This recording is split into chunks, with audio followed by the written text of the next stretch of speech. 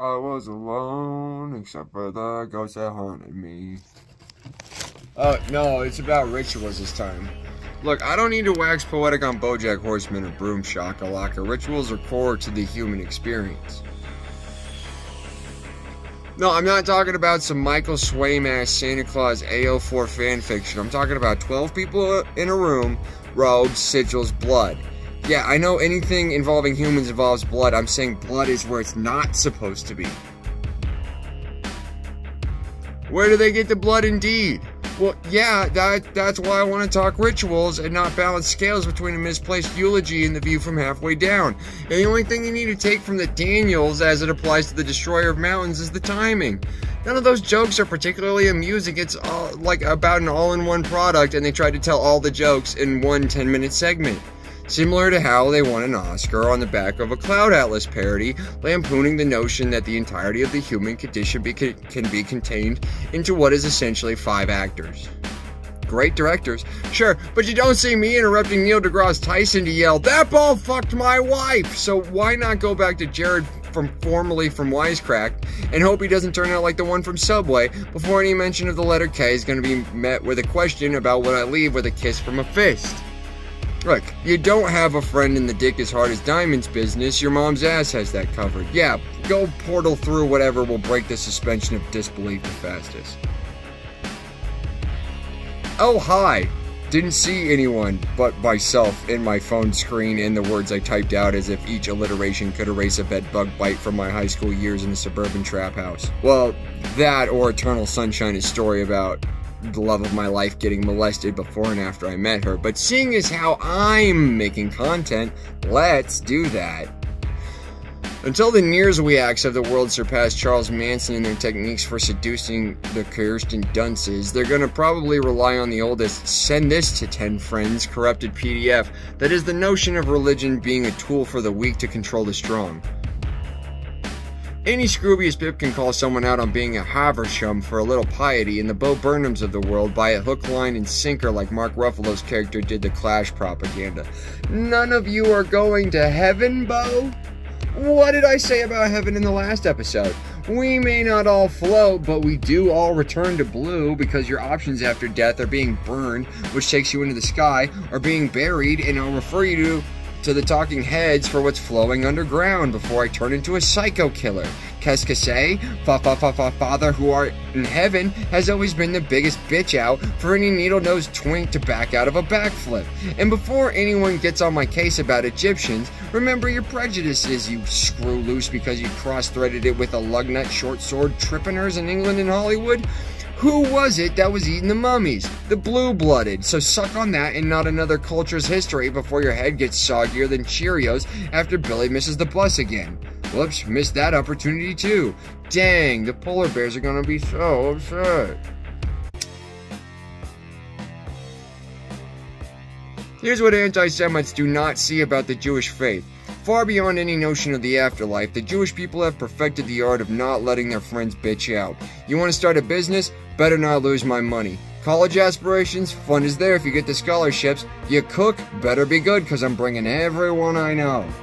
Military service? Required. Women? Loudmouthed. Parents? Met fucking every time, and the dads are always so warm after a drink or two. Or maybe I just need to date more Jewish women, I don't know.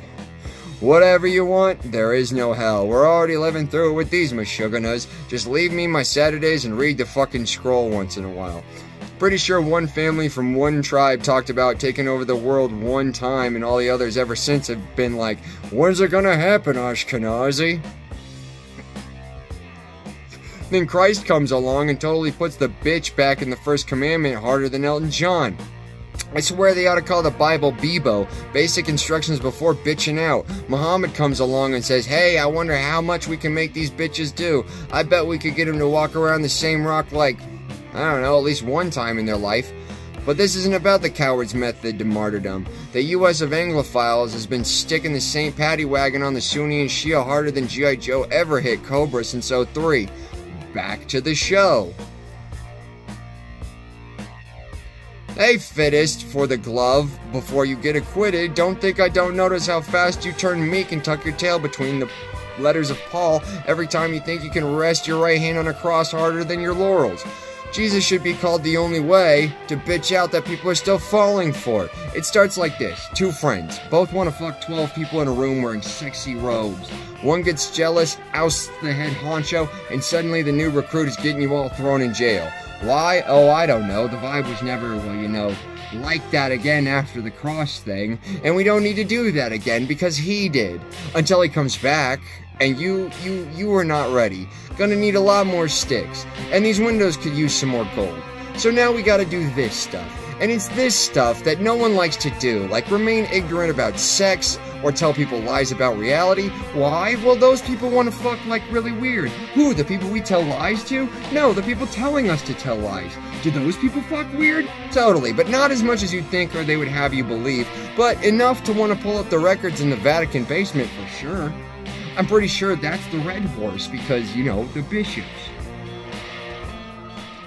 And Jesus has been your sword and shield ever since, shielding you from all responsibilities. You stick your sword wherever you decide he ordains it. Good for you. Glad that's good enough for some people, but that's why I'm the Holy Ghost and you're not. Good for you, Donald Trump. Kiss the ring. Good for you, Joe Biden. Lick the boot. Good for you, everyone at Fox News and CNN. Good for you, CIA. Good for you, FBI. Aren't we doing well wasting our time and acting like destiny needs your face on the billboard? Did Trump do half of what he set out to do on his election campaign? No. Did Joe? No. Do you see me scared, Fox? No. Do you see me complacent, CNN? No. Do you see me getting swatted or having any sort of warrant drawn up for my arrest? No, exactly, because you're all failures. Did I make it to the eclipse? Damn right. Red Rocks despite a pandemic? Damn right. Your mom's ass just might. That's why I'm the Holy Ghost and you're not. I do what I want, when I want, because I want. Because what I want is a challenge, and 1,000 words twice a day is fine till I find the next set of thighs I can get in between and behind. In the meantime, I suggest you re-examine what you were engaged in, because it truly is nothing more than a ritual, and a ritual has no serving significance other than to get those participating in it to not bitch out.